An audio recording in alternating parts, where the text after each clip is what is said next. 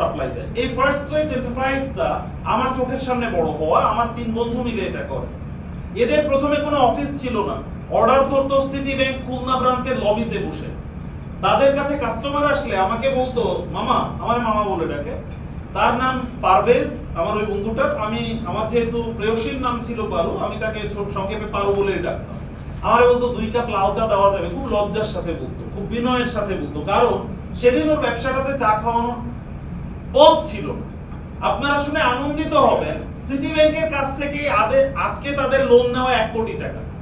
খুলনা শহরে তারা যে ব্যবসায়ীদের কাছে টাকা পাবে, সেই টাকা পাওনা টাকার পরিমাণ 12 কোটির কাছে।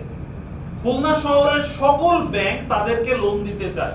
এই ব্যবসার শুরুটা 2012 সালের শেষের দিকে, আমরা দাঁড়িয়ে আছি সবেমাত্র 2025-এ, এবং এই ব্যবসাটার ব্যাপ্তি এতটা হয়েছে, আজকে আপনারা আলতাপল্লম থেকে একটু সামনে এগোলেই দেখবেন ফার্স্ট ট্রেড অ্যাগ্রো এন্টারপ্রাইজের দোকান আছে, যেখানে ডিম বিক্রি হচ্ছে, চিংড়ি বিক্রি হচ্ছে, ফ্রোজেন চিংড়ি।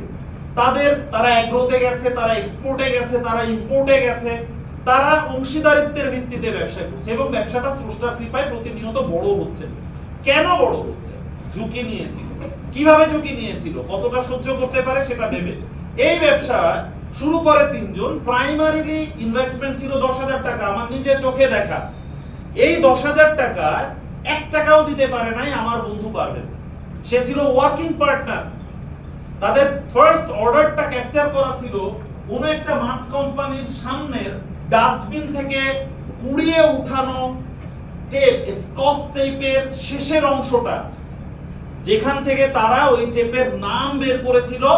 ওই টেপের অর্ডারটা ঢাকায় তখন আমাদের এক বন্ধু, মানে ওদের 3 জনের একজন নন্দনকাননে চাকরি করতো ডেভেলপার্স ফার্মে, সে অর্ডার দিয়ে ওই 10,000 টাকা মূলধন, 5,000 সুমন, 5,000 জনি, তারা বিনিয়োগ করলো, টেপ কিনে আনলো, খুলনাতে টেপ ডেলিভারি দিল এই পারভেজ, যে কিনা ওয়ার্কিং পার্টনার ছিল। ওয়ার্কিং পার্টনার, কোনো ইনভেস্টমেন্ট ছিল না। আজকে সে সেই ব্যবসার সমান্তরাল অংশীদার, এবং স্রষ্টার কৃপায় সে তার জীবনে অনেক কিছু করেছে এবং করছে। এবং সবচেয়ে মজার ব্যাপার হচ্ছে, সে এখন তার ব্যবসা থেকে ঈদ বোনাস, আমি যে টাকা বোনাস পাই 18 বছর চাকরি করে, তার চেয়ে বেশি তোলে। I am very happy to see at them, মানে আনন্দের বিষয়। তো তাদের যে কাজের মূল বিষয়টা ছিল, তারা সব সময় সেই ঝুঁকিটাই নিত, যে ঝুঁকির সম্পূর্ণ ক্ষতি হলেও সহ্য করতে পারে। আমি কখনোই তাদেরকে দেখি নাই একবার 1 কোটি টাকার ঝুঁকি নিতে। তাদেরকে দেখেছি 10,000 টাকা থেকে 12,000, 12,000 থেকে 15,000, 15,000 থেকে 20,000, এইভাবে একটা সাইক্লিক অর্ডারে তারা সামনের দিকে গেছে।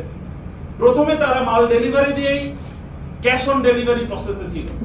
এরপরে যখন ব্যবসা বড় হলো, 25%, 50% ক্রেডিটে বিক্রি করতো, বাকিটা ক্যাশে ছিল।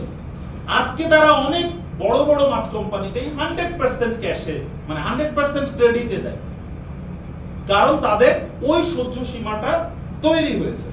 সুতরাং মাথায় রাখতে হবে যে ব্যর্থতা মানসিকতা মোকাবেলা করবার আপনার যে সাহসিকতা, পুরো ব্যবসাটা শেষ হয়ে গেলেও আপনার যে সামনে এগোনোর যোগ্যতা, সেখানে থাকতে হবে। আচ্ছা, বাই দ্য ওয়ে, কোনো সমস্যা নেই, আপনারা সবাই আপনাদের হ্যান্ড আউটে